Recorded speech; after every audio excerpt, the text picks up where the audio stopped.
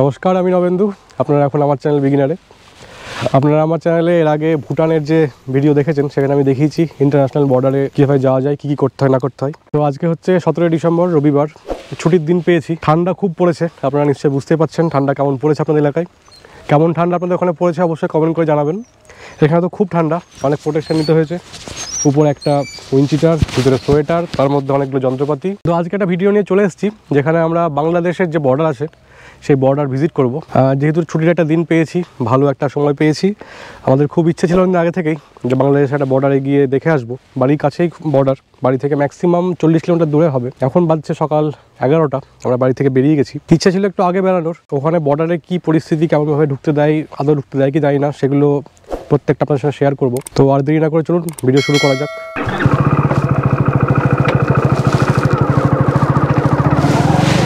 Bike নিয়ে চলা শুরু করেছি। শীত থেকে বাঁচার জন্য হাতে গ্লাভস, তাছাড়া মাথায় হেলমেট, অনেক কিছু নিতে হয়েছে। গরম ঠান্ডা যেহেতু পড়ছে, প্রত্যেকেরই উচিত ঠান্ডার সময় পর্যাপ্ত প্রোটেকশন নিয়ে বেড়ানো। হ্যাঁ, আর এটা হচ্ছে আমার সে নতুন বাইক, যেটা নিয়ে আমি এর আগেও ভিডিও করেছি, আজকে প্রথম নয়। তো এই বাইকে নতুন করে এই বাইকের একটা মোবাইল স্ট্যান্ড লাগিয়েছি, যে স্ট্যান্ডটা এখানে আছে। এই স্ট্যান্ড দিয়ে কী হবে, যখন আমরা কোনো বাইরে যাব, যেখানে নেভিগেশনের প্রয়োজন হবে, জিপিএস ম্যাপ দরকার হবে, আমরা এটার মাধ্যমে মোবাইলটাকে স্ক্যান করতে পারবো।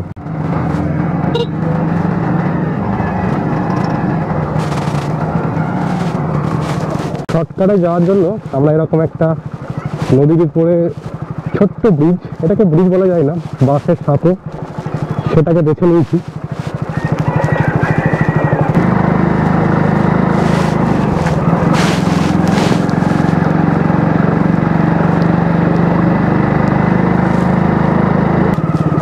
তবে এই ব্রিজের রাস্তাটা করা হয়েছে, রাস্তা কিন্তু খুবই রিস্কি, মানে এই রাস্তায় বাইক নিয়ে এসে স্লিপ হওয়ার খুব ভয় আছে। এটা হচ্ছে বহরমপুর থেকে করিমপুর যাওয়া রাজ্য সড়ক।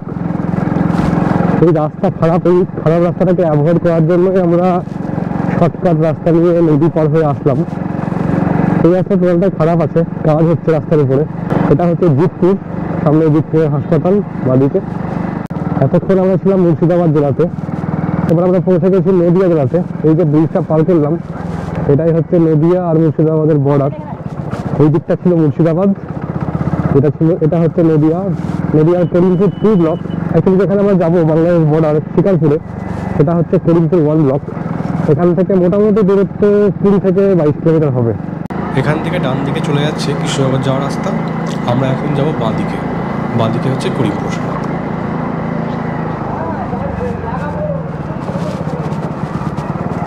এটা করিমপুরের নাটনা মোড়। আমরা এখান থেকে সোজা বেরিয়ে যাব শিকারপুরের দিকে।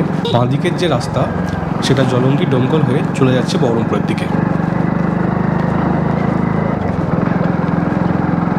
অলমোস্ট পৌঁছে গেছি। শীতে বাইক চালানোর জন্য অনেক কিছু প্রোটেকশান নিতে হয়েছিল, একটা একটা করে সব খুলতে হবে।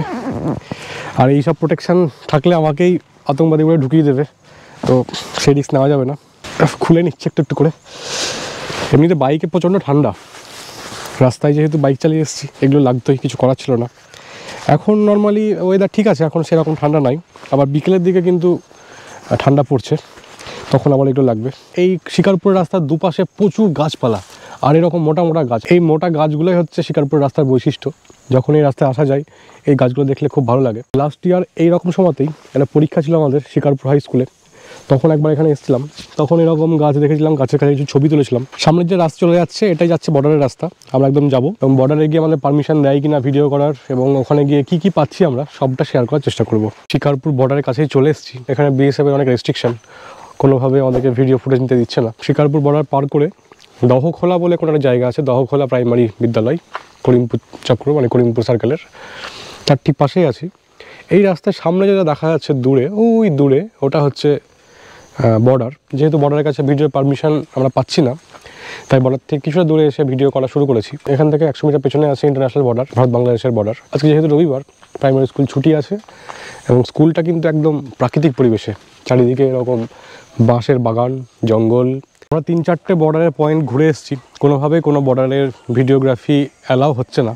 আর অনেক পারমিশন নেওয়ার চেষ্টা করেছি, কোনোভাবেই তারা পারমিশন দিচ্ছে না। প্রথমে গেছিলাম হচ্ছে রানীনগরের বর্ডার, তারপরে শিকারপুরের যে main Shikarpur new Shikarpur border, তারপরে ডাল যেটা দেখালাম আপনাদেরকে যে স্কুলের পাশ দিয়ে বর্ডার, সেটা ঘুরে এসেছি। অ্যাকচুয়ালি কোনো জায়গার কোনো ভিডিও পারমিশন আমাদেরকে দিচ্ছে না, তার জন্য আমরা এখানে এসেছি লাস্ট ঘুরতে। তো এখানে হচ্ছে লাস্ট বর্ডার, এই যে তারকাটা দেখা যাচ্ছে এখানে লাস্ট তারকাটা আছে। এরপর থেকে কিন্তু এই যে রাস্তা দেখা যাচ্ছে, এই রাস্তার সাইড দিয়ে হচ্ছে টোটাল বর্ডার। যেটুকু আমরা খোঁজ পেলাম বিএসএফের কাছ থেকে, সেটা হচ্ছে এই বাঁদিকে, রাস্তার বাঁদিকের যে জায়গাটা, সেটা হচ্ছে বাংলাদেশের যে বর্ডার হবে, মানে ইন্টারন্যাশনাল যে বর্ডার, যেটা ওই দূরে শেষ হয়েছে দেখতে পাচ্ছেন হয়তো, ওখান থেকে টোটাল এই রাস্তার লেফট সাইড বরাবর বর্ডার চলে যাবে, এরকম আমরা খোঁজ পেলাম। শিকারপুর যে জায়গায় আমরা দাঁড়িয়ে আছি, এটা হচ্ছে করিমপুর 1 ব্লকের মধ্যে অবস্থিত।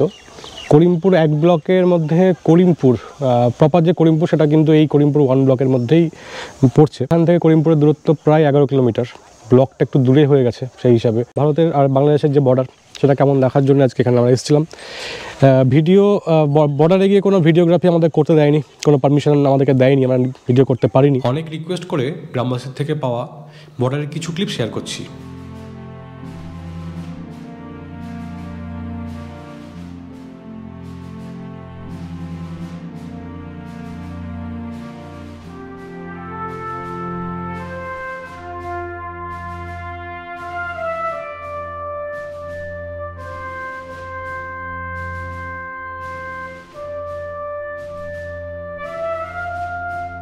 সেটুকু আপনাদের সঙ্গে শেয়ার করলাম। ভিডিওর একদম লাস্ট পার্টে চলে এসেছি।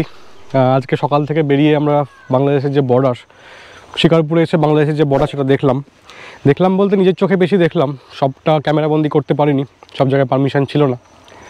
যেহেতু এটা খুব রেস্ট্রিকশন জোন, এখানে মানে এখানে ভিডিও করতে গেলে পারমিশন লাগে। অ্যাকচুয়ালি কেউ পারমিশন দেয় না ভিডিও করার, এটা যেটুকু বুঝতে পারলাম। এবার আমাদের বাড়ি ফেরার পালা। এটা হচ্ছে মেন রাস্তা, যেটা শিকারপুর থেকে সোজা করিমপুরের দিকে গেছে। আর এর ঠিক ডান দিকে যদি লক্ষ্য করেন, ওই যে গাছগুলো দেখা যাচ্ছে, তার পাশে আছে কিন্তু বর্ডার। আর ওই যে দূরে একটা সাদা ঘর মতো দেখা যাচ্ছে, ওখানে আছে একটা চেকপোস্ট। এটা হচ্ছে রানীনগর বর্ডার যে এলাকাটা, সেটা হচ্ছে রানীনগর। একটু বলে দিই শিকারপুর কীভাবে আসবেন। শিকারপুর আসতে গেলে আপনাদেরকে আসতে হবে করিমপুর হচ্ছে একদম নদিয়া জেলার শেষ ব্লক, উত্তর দিক থেকে ধরলে প্রথম ব্লক। করিমপুর কৃষ্ণনগর থেকে মোটামুটি 100 কিলোমিটার দূরত্বে অবস্থিত। করিমপুর থেকে এই শিকারপুর হচ্ছে মোটামুটি বাই রোড 10 থেকে 12 কিলোমিটার রাস্তা। এখানে এসে আপনারা ভিডিওগ্রাফি করতে পারবেন এরকম আমি বুঝতে পারছি না, করতে পারবেন না হয়তো, কারণ আমরা পারিনি। আপনারা এখানে এসে অবশ্যই নিজের চোখে বাংলাদেশ বর্ডার দেখতে পারবেন। এখানে প্রচুর সিকিউরিটি গার্ড আছে, যারা সারাদিন 24 ঘন্টা আমাদেরকে মানে আমাদের সিকিউরিটির জন্য সবসময় গার্ড দিয়ে যাচ্ছে। তাদেরকে স্যালুট জানাই, তাদেরকে ধন্যবাদ জানাই যে এত সুন্দর তারা কাজ করছে। আমরা ভিডিও করতে পারিনি, এটা একটু দুঃখ হচ্ছে ঠিকই, কিন্তু তারা যে ভিডিওটা কী জন্য করতে দেয়নি, যখন এটা আমরা বুঝতে পারলাম, তখন আমরা জোর করে ভিডিও করতে চাইও নি। ভিডিও আর বড় করছি না। ভিডিও কেমন লাগছে অবশ্যই কমেন্ট করে জানাবেন এবং সঙ্গে থাকবেন। তাহলে আজকে ভিডিও এই পর্যন্তই। ভিডিও দেখার জন্য ধন্যবাদ।